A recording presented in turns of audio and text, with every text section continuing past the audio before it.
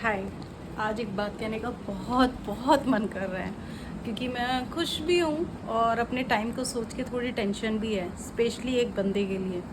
उसने मेरा रिज़ाइन खुद से मेरे जो डोमेन मेल आईडी होती है उसने लॉगिन किया, बिकॉज उसकी वो मैनेजर है और उसके पास सारे पासवर्ड थे हमारे।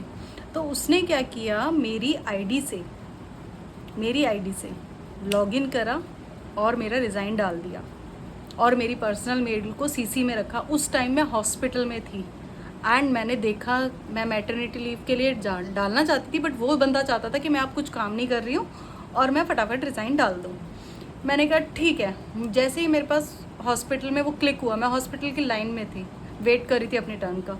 मैंने उस टाइम पर भी उस बंदे को कॉल किया। मैंने कहा सर आपने ऐसा क्यों किया, मैं अभी ऑफिस आती आपसे बात कर लेती, क्योंकि मेरी अपॉइंटमेंट होती थी और उसको ये लगता था अरे इसकी सीट खाली है, काम कौन करेगा। उस बंदे ने मेरा रिज़ाइन डाल दिया। कोई बात नहीं, मैंने जिस ऑफिस में 5-6 साल किए उसकी वजह से मुझे एक फेयरवेल डिज़र्व नहीं किया, जिसमें हमने सबके इतने अच्छे से फेयरवेल करे हैं।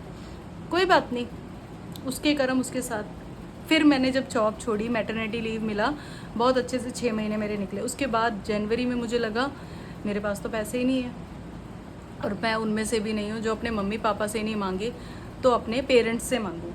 ठीक है, तो अपने पेरेंट्स से कभी नहीं मांगे।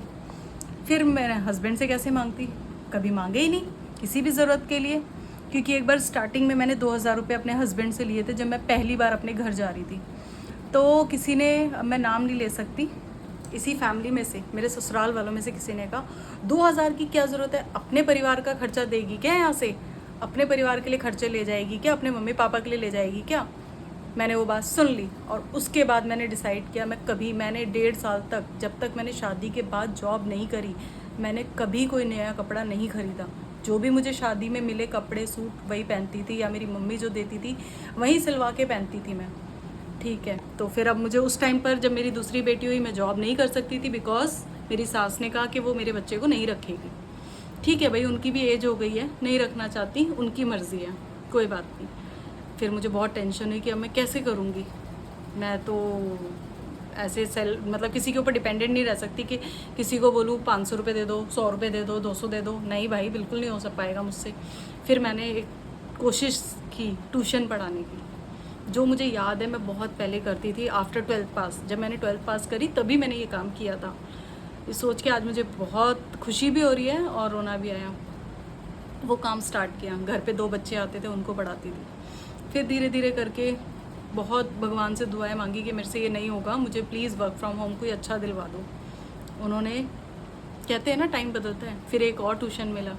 उस ट्यूशन को मैंने इतने दिल से पढ़ाया कि आज मेरे पास एक लेडी के बच्चे को मैंने सिर्फ 1-1.5 महीना पढ़ाया था। उसके बाद मुझे गोवा जाना था, तो उसने कहा कि नहीं, इतनी छुट्टियाँ मैम मैं नहीं करवा पाऊँगी, मैं तो कहीं और लगाऊँगी। मैं कहा ठीक है, आप देख लीजिए।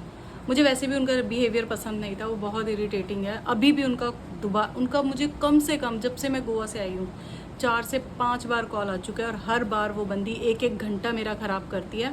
सिर्फ ये बोलती है मैम प्लीज़ आप इसे पढ़ा दो, मैम प्लीज़ आप पढ़ा दो, आपके सिवा मैं कहीं नहीं लगाऊंगी। और वो तो है ही, उसके साथ साथ मेरे पास 2 काम और हैं।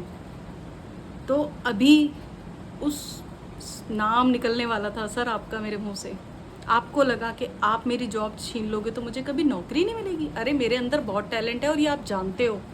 पूरी टीम काम नहीं करती थी तो you are depend only on me कि पूनम करके देगी। कहीं से सेल नहीं निकलेगी तो पूनम निकलेगी। पूरी आधा HT मीडिया बोलता था कि पूनम सिर्फ से, आधा नहीं, इवन पूरा फ्लोर बोलता था कि पूनम सेल्स के लिए बनी है। याद होगा आपको, आपने खुद बोला था किसी की भी लीड क्लोज नहीं हो रही, पूनम को बुलाओ, पूनम कर देगी। याद है? ये वीडियो आपको ज़रूर भेजूंगी मैं यहाँ पे आपका नाम लेके आपको बदनाम नहीं करना चाहती हूँ। तो आज मेरे पास 2-2 जॉब हैं। कंपनी के नाम भी बताऊँ, बहुत अच्छी हैं दोनों, एक जियो और एक स्विगी। दूसरे मेरे पास ट्यूशन्स बहुत हैं। आज मेरे पास सांस लेने की फुर्सत नहीं है।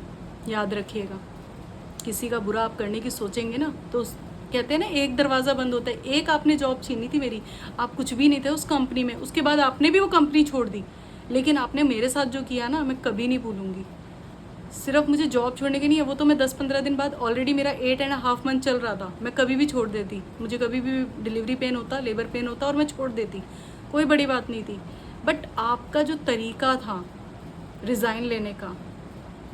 ये रिज़ाइन मुझे आज पता है क्यों याद आया, ये जो रिज़ाइन का प्रोटेस्ट चल रहा है ना, इस वजह से याद आया। आप बोलोगे इतने सालों बाद, 4 साल बाद पूनम को कैसे याद आ गया?